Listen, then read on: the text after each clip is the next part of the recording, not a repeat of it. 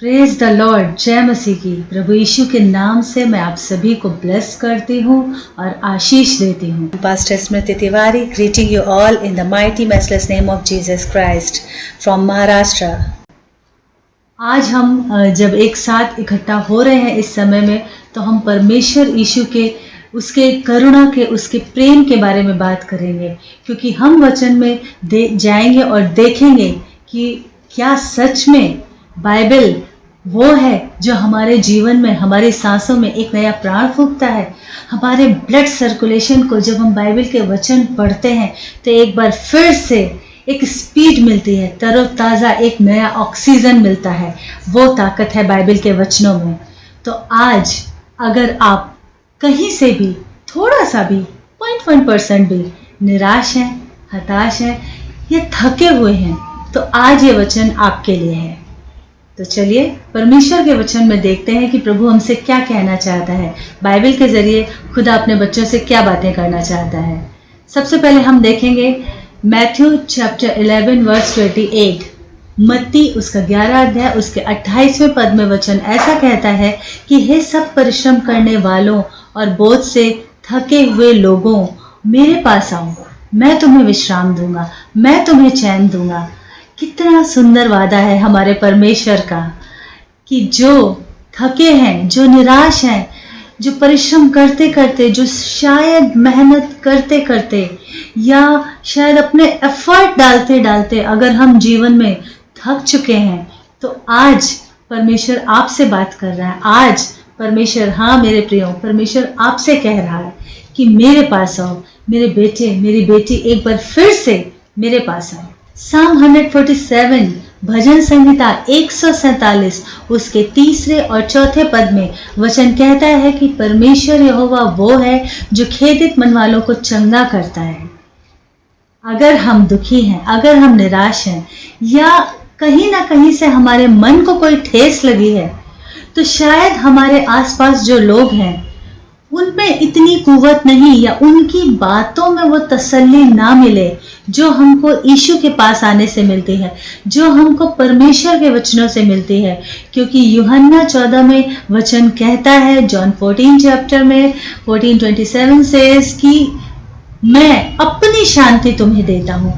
मतलब ये कि जो शांति, जो तसल्ली परमेश्वर के वचन से हमको मिलती है, जो ढांढस, जो एक इंकरेजमेंट प्रभु के वचन से हमको मिलता है, आज हमको एक बार फिर से उसी इंकरेजमेंट की जरूरत है। जो आज टाइम चल रहा है, हम देखते हैं अपने आसपास, ये जो समय है कोरोना का, परमेश्वर ने अपने लोगों के चारों तरफ एक सुरक्षित बाड़ा बांधा हुआ है। साम 91 भजन 91 की सुरक्षा उसने दी हुई है। लेकिन फिर भी ऐसा बहुत कुछ हुआ कि कुछ लोग बीमारी की चपेट में आ गए। हालांकि परमेश्वर का अनुग्रह उनके साथ है और वो ठीक हुए, लेकिन कुछ के काम जाते रहे, कुछ के बिजनेस जाते रहे। मतलब बैरी ने तो पूरी कोशिश की कि किसी ना किसी तरीके से, कहीं ना कहीं से वो आपको दबा दे।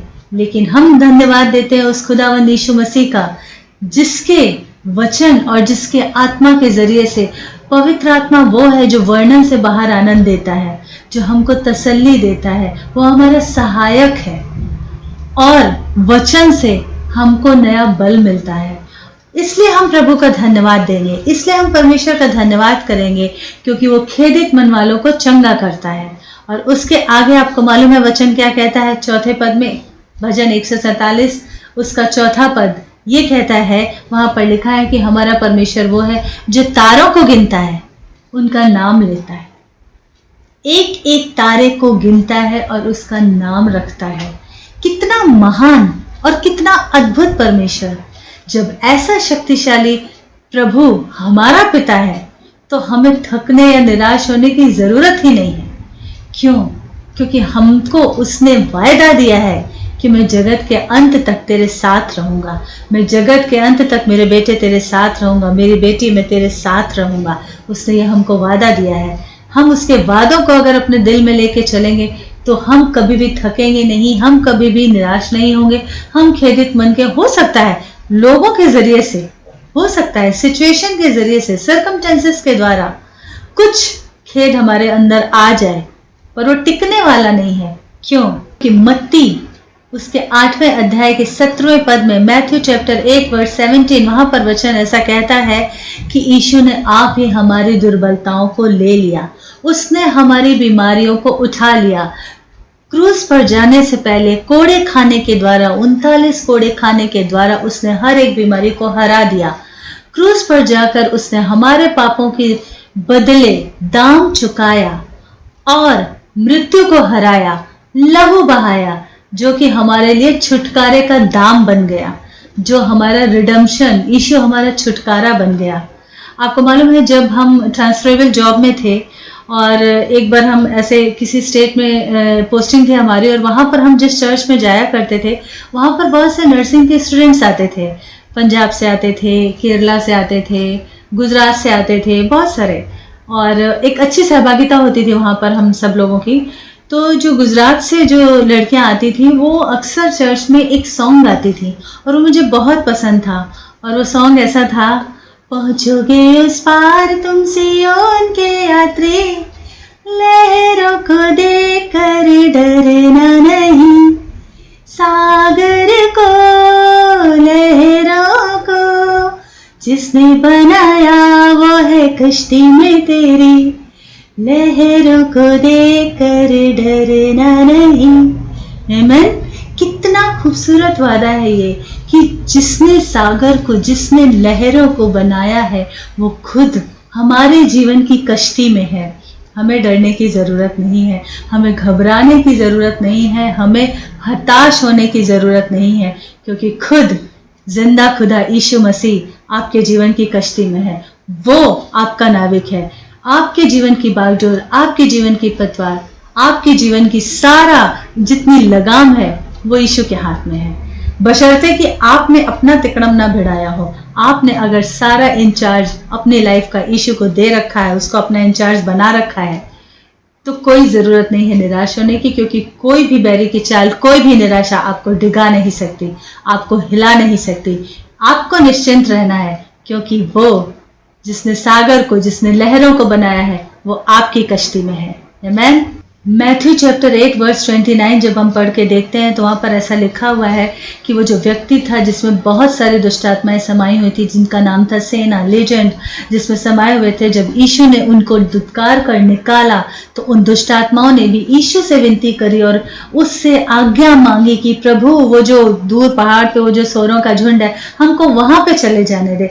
विच मीन्स कि जो दुष्ट है, जो उसकी शक्तियां हैं, जो उसकी दूत हैं, जो उसके दुष्ट आत्माएं हैं, वो भी यीशु का कहना मानती हैं। उन्हें यीशु के नाम से जब हुक्म दिया जाता है तो निकलना पड़ता है। वो भी यीशु के अधिकार के अंदर में है। ये सारी सृष्टि, ये कायनात ही नहीं बल्कि दुष्टता का रचने वाला बैरी भी हमारे यीशु के पैरों के नीचे है। हम सब जानते हैं। आप कहेंगे यस, हमें तो पता है, हम तो बाइबल जानते हैं। तो जब हम जानते हैं तो हम निराश क्यों होते हैं? क्यों नहीं हम बार बार रिफ्रेश करते? मालूम है ये जो परमेश्वर का वचन है ये क्या है? ये हमारे लिए ऑक्सीजन है। आजकल कोरोना टाइम में हमने बहुत जगह से न्यूज़ सुनी होगी कि ऑक्सीजन सिलेंडर लोगों ने घर में रखे हुए, ऑक्सीजन सिलेंडर की कमी हो गई है। हमारी बाइबल हमारे लिए ऑक्सीजन सिलेंडर है, बल्कि उससे भी बढ़ के है, जो हमको एक नया उत्साह देती है जीवन जीने का। आमीन। मरकुस 1 के 41 में, पहले अध्याय के 41वें पद में, मार्क चैप्टर 1 वर्स 41, वहां पर ऐसा लिखा हुआ है कि यीशु ने जब उनको देखा तो वो तरस से भर गया। ये एक कंपैशनेट हार्ट जो परमेश्वर यीशु के पास था, करुणा का, दया का जो दिल था, वो एक जरिया था आश्चर्य कर्म होने के लिए। और बाइबल आप पढ़ के देखिए, मत्ती में, मरकुस में, लूका में, यूहन्ना में, जब जब यीशु तरस से भरता था तब तब आश्चर्य कर्म होते थे। क्यों? क्योंकि 1000 माओं से बढ़कर करुणा करने वाला हमारा पिता परमेश्वर है। उसके पास एक ऐसा कंपैशनेट हार्ट है जो किसी की भी तकलीफ को देख नहीं सकता। और यही कारण है कि जब वो तरस से भरता था, बाइबल इस बात को बताती है, तब आश्चर्य कर्म होते थे। जब वो लोगों की बड़ी भीड़ देखता था तो केवल वचन नहीं बताता था, वो उनकी एक माँ की तरह चिंता करता था कि अब ये मेरे बच्चे खाएंगे क्या। और उनको खाने के लिए जब वो प्रबंध हो जाता था तो एक बड़ी भीड़ न केवल खा लेती थी बल्कि टोकरे के टोकरे भर के उठाए जाते थे। आप इसको 400 समाचारों में इस कहानी को जानते हैं, पढ़ के देख सकते हैं। डीजे दिनाकरन हमेशा कहते थे कि मुझे हिंदी का जो ये शब्द है करुणा, ये मुझे बहुत पसंद है। मालूम है करुणा का मतलब क्या है? करुणा का मतलब है परवाह, प्रबंध, प्यार, वो सब कुछ हमारे परमेश्वर के दिल में अपने बच्चों के लिए वो सारी भावनाएं, वो सारे विचार इस एक शब्द में समाहित हैं, करुणा। वो करुणा करने वाला परमेश्वर है, वो परवाह करने वाला परमेश्वर है, वो प्रबंध करने वाला परमेश्वर है। अब्राहम ने आइजैक से बोला था यहोवा इरे। उसने जब पहला आदम इस धरती पे बनाया था, यूं ही नहीं बना दिया था, उसने पहले पूरा ईडन गार्डन सजाया था। वो हमारा और आपका परमेश्वर है। हमसे ज्यादा वो हमारी चिंता करता है। हम कई बार सोचते हैं छोटी सी चीज के लिए। मैं अभी बताऊं आपको कि मेरे बेटे का ड्राइविंग टेस्ट होना था और हमारे पास स्कूटी है, गियर वाली बाइक नहीं है, और उसको टेस्ट देना था। और हम इधर उधर नेट पे सर्च कर रहे थे कि कहाँ से तो रेंट की बाइक मिल जाएगी, तो हम थोड़ा सा प्रैक्टिस भी कर लेंगे और जाके दे भी आएंगे, ये वो। और मतलब हम सोच रहे थे, लेकिन वो हमसे पहले सोच के बैठा है। और हमने नेट पे 1-2 नंबर सर्च किए थे और मैंने सर्च किए, मेरे हस्बैंड को फॉरवर्ड किए, और वो ऑफिस में थे और वो वहाँ पे उससे बात कर रहे थे। तो जो मेरे हस्बैंड के कलीग थे बाजू में, उन्होंने सुना इस चीज़ को। उन्होंने कहा किस चीज़ के लिए बाइक चाहिए? मेरे हस्बैंड ने कहा मेरे बेटे के ड्राइविंग टेस्ट के लिए चाहिए। तो मेरे हस्बैंड को उन्होंने बोला मेरी बाइक 6 महीने से ऐसे ही खड़ी है, आप ले जाओ ना आराम से। मतलब ये कि आप जहां से सोचते भी नहीं हो वहां से मदद आ जाएगी।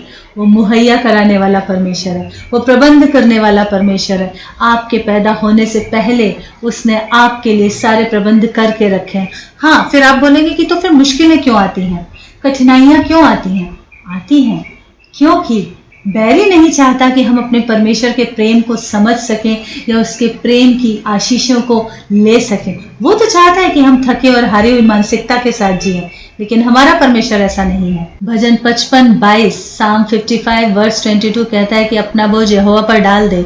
क्यों? क्योंकि उसको तुम्हारा ध्यान है। यिर्मयाह 17:7 में वचन कहता है कि धन्य है वो पुरुष जो यहोवा पे भरोसा रखता है, किसी मनुष्य पे नहीं बल्कि यहोवा पे भरोसा रखता है। देखिए, इंसान पे अगर आप भरोसा रखते हैं, जैसा मैंने बताया कि हमने नेट से जो नंबर सर्च किया, उस बंदे से बात की, उसने कमिटमेंट किया और एंड टाइम पे उसने मना कर दिया। इंसान धोखा दे सकता है बिल्कुल लास्ट मोमेंट पे, परमेश्वर कभी धोखा नहीं देता।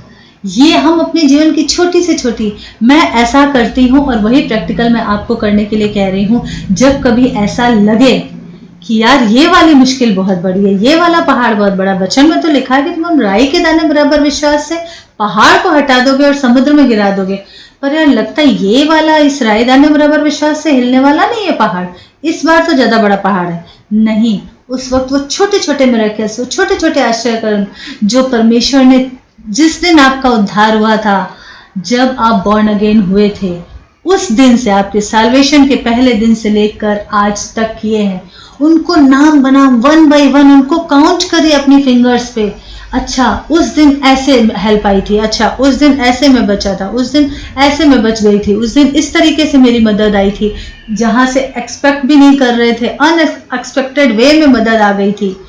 ये सारी चीजें जब याद करेंगे तो मालूम है क्या होगा, दुम दबा के बैरी वहां से भाग जाएगा, क्योंकि उसको समझ आ जाएगा कि यार युक्तियां तो मेरी सारी फेल हो रही है, क्योंकि मैं तो इसको ये जताना चाह रहा हूं इस बंदी को या इस बंदे को कि भैया देख, यहाँ पे तेरा यीशु कुछ नहीं कर सकता, लेकिन ये तो उल्टा पिछले सारे आश्चर्य की लिस्ट बनाए पड़ा है, और उनसे हमको बल मिलेगा और तब हमारा विश्वास मजबूत हो जाएगा। 1 Peter 5 verse 7 says, पहला पत्रस 5:7 में वचन कहता है कि अपनी सारी चिंता उस पर डाल दो। किस पर? यीशु मसीह पर। क्यों डाल दो? क्योंकि उसको तुम्हारा ध्यान है, तुमसे ज्यादा उसको तुम्हारा ध्यान है। मैं एक बात हमेशा कहती हूँ, कहीं भी जवानों के बीच में जब प्रीच करती हूँ या कलीसिया में, चर्च में, या अपने बेटे को भी मैं हमेशा एक ही चीज सिखाती हूँ, मैं खुद भी इस चीज को फॉलो करती हूँ कि हमारे जो माँ बाप हैं, हम जानते हैं वो हमसे ज्यादा हमारा ख्याल रखते हैं, लेकिन उनकी भी एक लिमिट होती है। एक बार मैं स्त्रियों के सम्मेलन में प्रचार कर रही थी और मैंने वहां पे बहुत सी जवान बहनें थी जिनकी शादी नहीं हुई थी और कुछ ऐसी थी जिनकी हो चुकी थी। तो मैंने उनसे पूछा कि अगर शादी हुई, उसके बाद, शादी के बाद अगर ससुराल में कुछ ऊंच नीच थोड़ा बहुत होता है तो आपके पेरेंट्स किस हद तक मदद करेंगे? उन्होंने कहा एक लिमिट तक। मैंने कहा लेकिन एक ऐसा परमेश्वर है जो माँ और पिता से भी बढ़कर हमारी मदद कर सकता है, क्योंकि वो लिमिट में बना नहीं है, वो लिमिटलेस है, वो अपरिमित गॉड है, असीमित परमेश्वर है। उस परमेश्वर पर अगर भरोसा करेंगे तो जीवन में कभी कोई निराशा टिक नहीं सकती, कोई दुख तेरे डेरे के निकट नहीं आएगा, वचन में लिखा है। तो अगर हम उस परमेश्वर से मांगते हैं, माँ बाप की एक लिमिट होती है, वो बेचारे खुद अपनी सीमाओं में बंधे होते हैं, उससे आगे जाकर नहीं मदद कर सकते, बेटी हो या बेटा हो।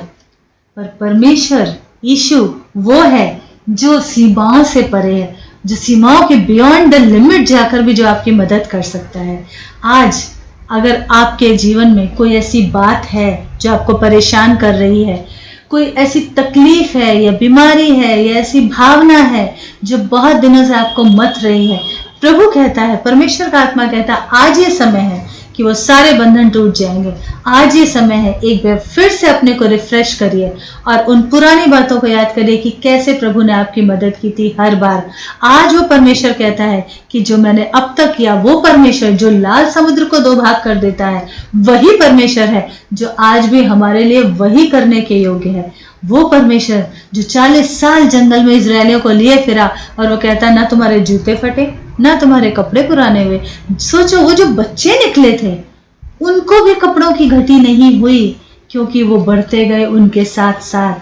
40 साल उनको खाने पीने की कोई तकलीफ नहीं हुई। पानी के लिए जब वो कुड़कुड़ाए, उनको उत्तम से उत्तम पानी झरना बहा के उसने दिया। तो परमेश्वर जो इतना ख्याल रखता है, जो जंगल में मन्ना खिलाता है, वो परमेश्वर आज भी, वो कहता मैं युगानुयुग एक सा हूं, आज भी वो आपसे बात कर रहा है। आपकी इस छोटी सी समस्या का हल यूं चुटकी बजा के वो करने वाला है। सिर्फ एक बात, पूरे दिल से, पूरे अंतरात्मा से, पूरे मन से आपको उस परमेश्वर को पुकारने की जरूरत है। हमारा वो परमेश्वर है जो हमेशा हमारे लिए काम करने को, आश्चर्य काम करने को तैयार रहता है। लेकिन उसके लिए अगर हम चाहते हैं, if you want to receive the miracles of God, then you have to do just take one little step of faith. एक छोटा सा विश्वास का कदम बढ़ाना है, अब्राहम की तरह। अब्राहम ने क्या किया? वचन बताता है, रोमियो की पत्री में भी यही लिखा है और हम उत्पत्ति की किताब में भी पढ़ के देख सकते हैं कि सारा के गर्भ की मरी हुई दशा में भी अब्राहम ने विश्वास रखा था। सारा का विश्वास डगमगाया था, अब्राहम का नहीं डगमगाया था। और इसलिए जो प्रतिज्ञा की संतान था आइजैक, वो आया, लेकिन उसके बाद भी अब्राहम का विश्वास कहीं से कम नहीं हुआ था अपने परमेश्वर पे। जब उसको पता है कि मेरे परमेश्वर ने प्रतिज्ञा की है कि अब्राहम आसमान के तारों पे नजर कर, जितने आसमान में तारे हैं ना, उतना तेरा वंश होगा। समुद्र के किनारे की जो रेत है, बालू के जो कण हैं, उसके बराबर तेरा वंश होगा। जिसने ये वादा दिया है, अगर वो परमेश्वर ये कह रहा है कि अब्राहम उठ और अपने प्रतिज्ञा की संतान को मेरे लिए बलिदान कर, तो क्या वो मेरे बेटे की जान लेने के लिए ऐसा कह रहा है? नहीं, अब्राहम को भरोसा था कि अगर मैं बलिदान कर भी दूं तो फिर से जिंदा कर देगा मेरा प्रभु। इस लेवल तक भरोसा, इसलिए अब्राहम को हमें भरोसे में फॉलो करना है। आमीन। अब्राहम ने किसी से नहीं सलाह ली, अब्राहम ने जाकर वहां पर आइजैक को चढ़ा दिया, उस वेदी पर चढ़ा दिया। कई बार हमारा और आपका मन जो है उसे वेदी पर चढ़ाने की जरूरत होती है। कई बार हमें अपने अविश्वास को वेदी पर चढ़ाने की जरूरत होती है, क्योंकि भजन संगीता में वचन कहता है, यज्ञ पशु को वेदी के सींगों और रस्सियों से बांधो। आज हमें ये परखने की जरूरत है, क्या हमारा विश्वास उस लेवल तक है या हमारे विश्वास पे ठंडा पानी डाल दिया है? सिचुएशन ने, लोगों की बातों ने, मीडिया की न्यूज ने या बैरी की किसी चाल ने। हमें आज फिर से विश्वास की उस चिंगारी को बड़ा करने की जरूरत है। हमें आज फिर से एक बार उस अविश्वास, उस संदेह को, उसको वेदी पे रखना है, यज्ञ पशु को वेदी पे रखना है। और सिर्फ रखना नहीं है, जब बलि के लिए, उन दिनों में जब बलि चढ़ाई जाती थी, जब हम लेविटिकस में, लय व्यवस्था में पढ़ के देखते हैं, निर्गमन में, एक्सोडस में, गिनती में, नंबर्स में, व्यवस्था विवरण में, ड्यूट्रोनॉमी में, ये सारी चीज़ें जब हम पढ़कर इन किताबों में देखते हैं और जब बलि का वर्णन आता है तो आपको क्या लगता है, जब वेदी बनाते थे, ऑल्टर बनाते थे, तो जो बलि का मेमना या जो यज्ञ पशु होता था उसको लाके यूं ही बस रख देते थे? अगर यूं ही रख देंगे तो वो उठ के भाग नहीं जाएगा। इसलिए वचन कहता है यज्ञ पशु को वेदी के सींगों से, रस्सियों से बांधो। वेदी के जो सींग होते थे, जो उसके 4 पिलर्स इतने छोटे उठे हुए होते थे, आपने ऑल्टर अगर पुराना ओल्ड पिक्चर देखा होगा बाइबल का, तो वो उनसे बांधना कैसे है? रस्सी से। एक रस्सी उसके पैरों पे बांध के दूसरी रस्सी उस सींग से बांध देना है ताकि वो दोबारा सिर ना उठा पाए। ये जो मन है, नीति वचन कहता है, नीति वचन 4 में सबसे अधिक रक्षा अपने मन की कर। क्यों? क्योंकि मन तो सब वस्तुओं से अधिक धोखा देने वाला है। मन में विचार उठते हैं, मन में अविश्वास के विचार का बीज शैतान डाल सकता है।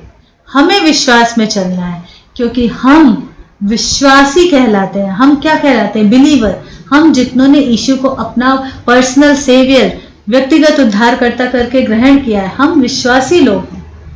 विश्वास करने वाले किस पर? यीशु मसीह पर। तो हमें अपने उस अविश्वास रूपी जो यज्ञ पशु है उसको बांध देना है। हमें ये काम करना है। ऐसी कोई बात, जरूर नहीं अविश्वास हो, ऐसी कोई बात जो आपके और परमेश्वर के बीच में बाधा बन रही। हो सकता है आप प्रभु के साथ उतना समय नहीं बिता पा रहे हैं, हो सकता है आप दूसरी चीजों में इतना उलझे हुए हैं कि वचन में उतना टाइम नहीं दे पा रहे हैं, हो सकता है कोई ऐसी बात है जो रुकावट बन गई है आज। उन सारी चीजों को उठा के ऑल्टर पे रख दीजिए और सिर्फ रखिए मत, उसको वेदी के सींगों से, रस्सियों से बांध दीजिए। If you want to receive a miracle right now, इसी वक्त कोई ऐसी भावना हो सकता है किसी अपने के लिए, किसी विश्वासी भाई के लिए आपके दिल में आ गई है, जिसे कि आप क्षमा नहीं कर पा रहे, जिसे कि आप निकाल नहीं पा रहे। आज प्रभु कहता है बेटा, तेरे और तेरे आश्चर्य कर्म के बीच में ये छोटी सी बात है, इसको बांध दे, इसको वेदी पे रख दे, इसको अर्पण कर दे और बांध दे ऐसे ताकि अर्पण होने तक ये वापस उठ के फिर से तुझे बहकाने ना पाए, तेरे मन में खलबली मचाने ना पाए, विचारों में खेल खेलने ना पाए। आमीन। परमेश्वर का वचन आज आपसे कहता है कि मेरे बच्चे, जो मैं कल कर सकता था वो मैं आज भी कर सकता हूँ। हम सॉन्ग गाते हैं ना, हिंदी में एक सॉन्ग है कि करता हूं मैं तेरी चिंता, फिर तू क्यों चिंता करता है, आंसुओं की घाटियों में साथ ना छोड़ूंगा तेरा। परमेश्वर कहता है बस तू विश्वास रख, बस तू वेदी पे अर्पण कर दे वो चीजें, वो अनावश्यक बातें, वो अनावश्यक भावनाएं, वो अनावश्यक चीजें, वो गैर जरूरी चीजें, बहुत बातें जिनकी जरूरत नहीं, उनको बांध दे ताकि उनको अर्पण किया जा सके, ताकि उनको भस्म किया जा सके, उनको तेरे और मेरे बीच से हटा दे, ताकि तू देख सके अपने मिरेकल को, अपने आश्चर्य कर्म को, अपने उस तोहफे को जो मैंने तेरे लिए रखा है। अगर कोई ऐसी तकलीफ है, कोई ऐसी बीमारी है, बीमारी आती है, कोई बात नहीं, परमेश्वर के बच्चों पे क्या बीमारी नहीं आती है? आती है, लेकिन वो टिक नहीं सकती है, थोड़ी देर के लिए वो अपना मुंह उठाती है, पर क्योंकि वचन में लिखा है, साम 107 वर्स 20 से, भजन 107 उसके 20वें वचन में लिखा है कि वो अपने वचन के द्वारा हमें चंगा करता है। डॉन मोइन का वो गीत याद है ना, I am the Lord your healer, I send the word and heal your disease, you are the Lord my healer, you send thy word and heal my disease। वो वचन भेजता है, उस वचन के द्वारा हमें चंगा करता है। बीमारी अगर आई है वो टिक नहीं पाएगी, थोड़ी देर के लिए लगता है कि यार बहुत दर्द हो रहा है, बहुत तकलीफ हो रही है, समझो इस हाथ में तो अरे बाप रे उठ नहीं रहा है, बहुत पेन है, शोल्डर में बहुत पेन, लेकिन वो टिकने वाला नहीं है। उस बीमारी को भी पता है कि वो टिकने वाली नहीं है, क्योंकि ये शरीर, आपका शरीर पवित्र आत्मा का मंदिर है, और जहां परमेश्वर का सामर्थ्य आत्मा रहता है वहां कोई बीमारी ज्यादा देर टिक नहीं सकती। तो अगर आप दर्द से परेशान हैं तो इस वचन को ले लीजिए, ये आज आपके लिए है। अगर कोई ऐसी बात है जो आपको लगता है कि ये वाला काम तो हो सकता था पर ये वाला काम बहुत बड़ा है, नहीं, आपको एक बार फिर से वचन में झांकने की जरूरत है। और याद कीजिए कफरनहूम के उस सूबेदार को जिसने यीशु से कहा था कि प्रभु मेरा सेवक, मेरा प्रिय सेवक है, वो बीमार है, पर मैं इस योग्य नहीं हूं कि तू मेरे घर आए। तू सिर्फ वचन कह दे, ऑर्डर मुंह से बोल दे, यहां से बोल दे, वहां मेरा सेवक चंगा हो जाएगा। क्योंकि उसको पता था कि यीशु दूरी का परमेश्वर नहीं है, यीशु दूरी का परमेश्वर नहीं है। और यीशु ने कहा था, बाप रे, इतना तगड़ा विश्वास। खुद यीशु भी इंप्रेस हो गए थे उसके इतने तगड़े विश्वास को देख के। 12 वर्षों से लहू बहने वाली स्त्री भीड़ को चीरती हुई अपनी मरी हुई दशा से कैसे पहुंची यीशु की वस्त्र के कोने को, छोर को छूने के लिए। आज बस आपको यही करने की जरूरत है। वस्त्र के छोर को छू लीजिए, आज यीशु को छू लीजिए। आज परमेश्वर का वचन आपसे बात कर रहा है। प्रभु कह रहा है कि एक बार फिर से तुझे अपने आप को रिफ्रेश और रिवाइव करने की जरूरत है।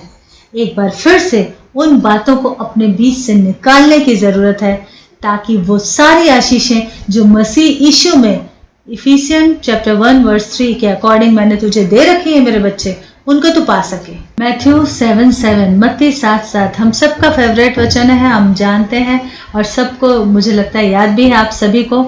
मांगो तो तुम्हें दिया जाएगा, ढूंढो तो तुम पाओगे, खटखटाओ तो तुम्हारे लिए खोला जाएगा। कई बार हम ये कहते हैं इतने सालों से मांग रहे हैं, कई बार हम ये कहते हैं इतने दिनों से खटखटा रहे हैं, कई बार हम ये कहते हैं कितने दिनों से ढूंढ रहे हैं। परमेश्वर कहता है आज, हागे 2:19 याद रखियो, कहता है आज वो उद्धार का दिन है। आज के दिन से मैं तुमको आशीष देता रहूंगा। हर दिन उठिए और अपने आप से कहिए, आज के दिन से प्रभु मुझे आशीष देता रहेगा। पिछली आशीषों को काउंट करिए। हम सिर्फ गाने के लिए हिंदी में वो गीत नहीं गाते, गिन गिन के स्तुति करूं बेशुमार तेरे दानों के लिए। नहीं, हम सच में गिनते हैं।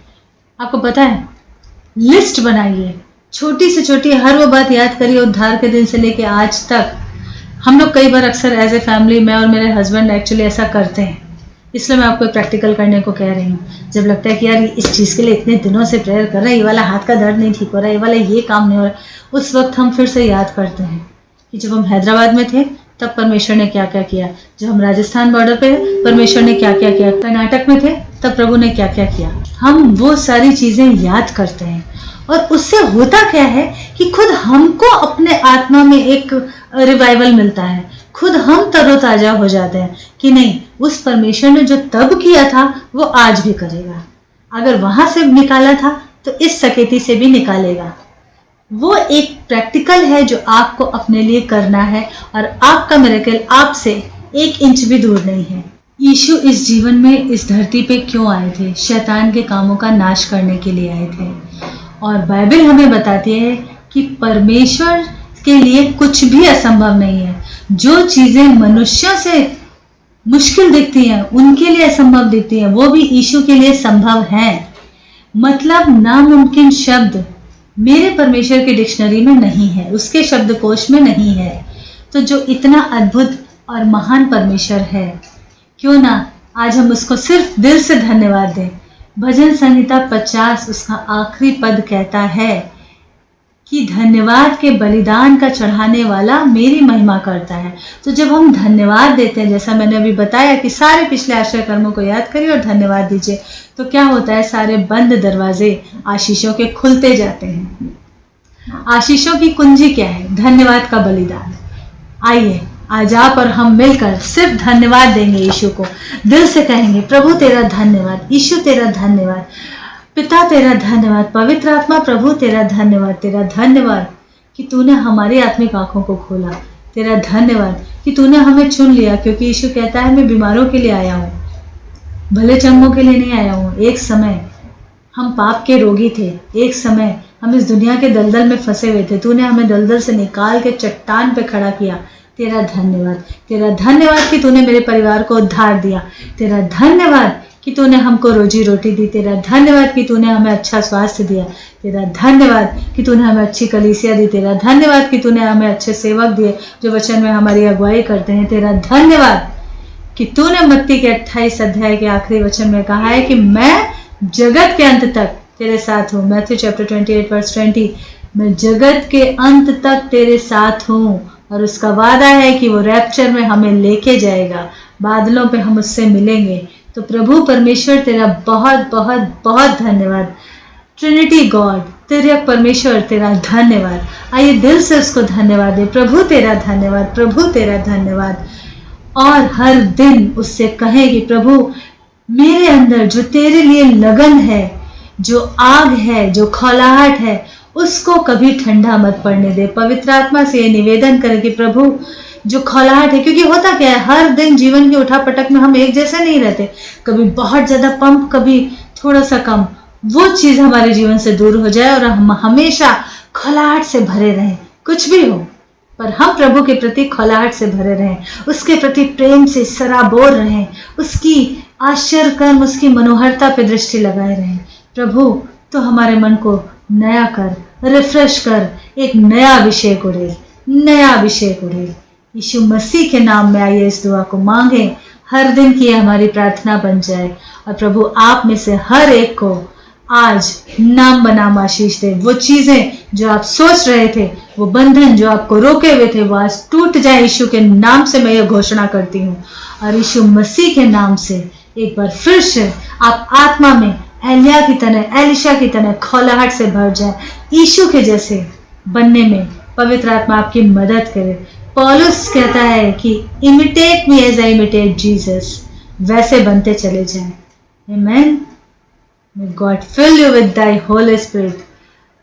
May God fill you with His refresh anointing. पवित्र आत्मा आपको एक नए अभिषेक से भरने जा रहा है। प्रभु तेरा बड़ा धन्यवाद है, प्रभु तेरा बड़ा धन्यवाद है। पिता यीशु मसीह के नाम में हर एक को पाक रू तू छू रहा है। तेरा धन्यवाद है परमेश्वर, तू छू रहा है। तेरा धन्यवाद है परमेश्वर, और धन्यवाद कि हम मसीह में जयवंत से बढ़कर हैं। God bless you, God bless you. प्रभु इस वचन से आपको आशीष दे। God bless you.